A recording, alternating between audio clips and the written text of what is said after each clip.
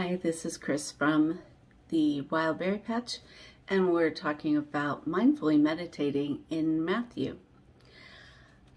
Matthew 1.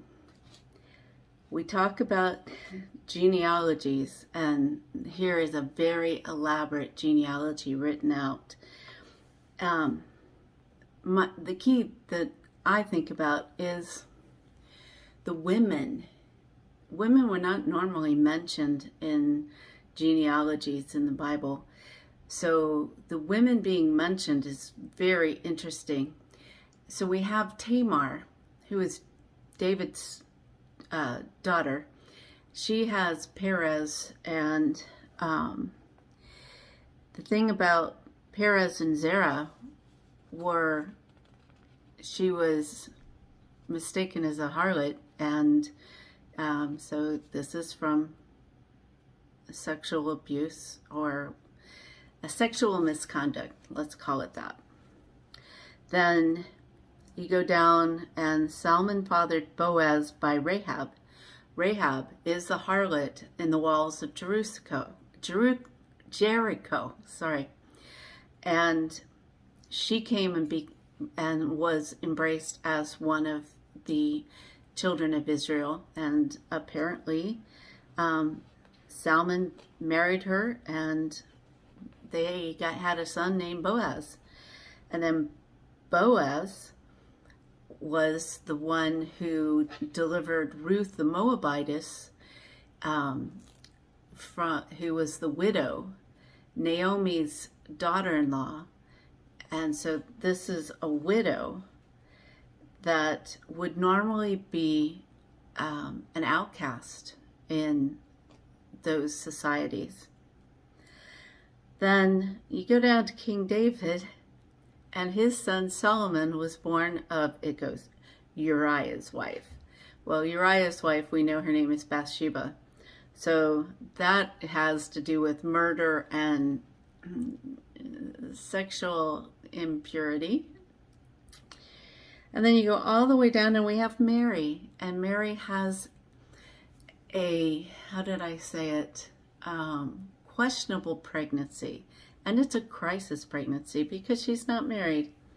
So these women are in Christ's lineage.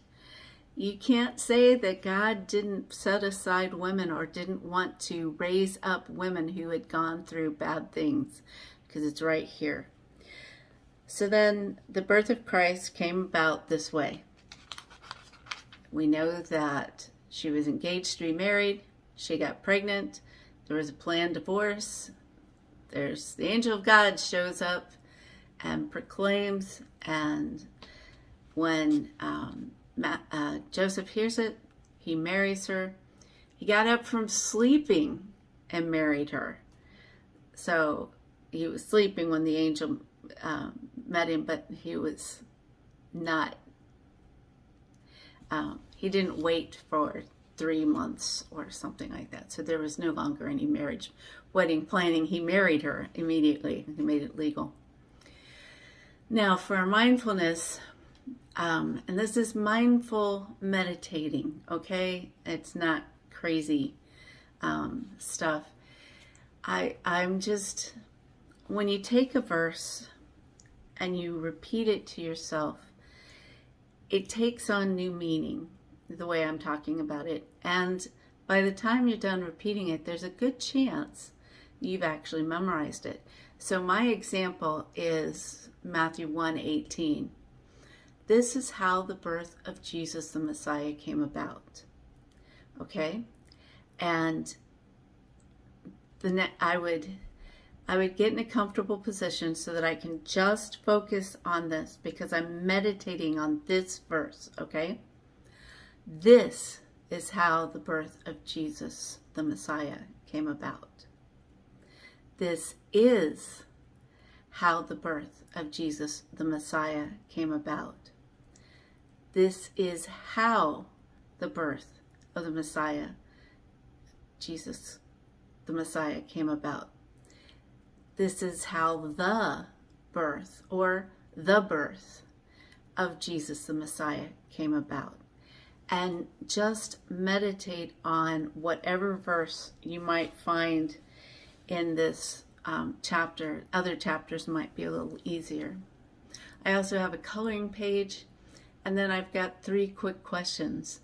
Why don't Matthew 1 and Luke 3 agree on the genealogies? Why do you think the number 14 is important to be mentioned? And why wasn't Jesus named Emmanuel? So those questions, I've got some places where you can do research, but I just thought those questions were something that I wanted to do research, so I did. Thank you for joining me. May the Lord bless you and keep you and make his face shine upon you and give you the peace that passes all understanding and keeps your heart and mind in Christ Jesus. And I'll see you next time. Bye.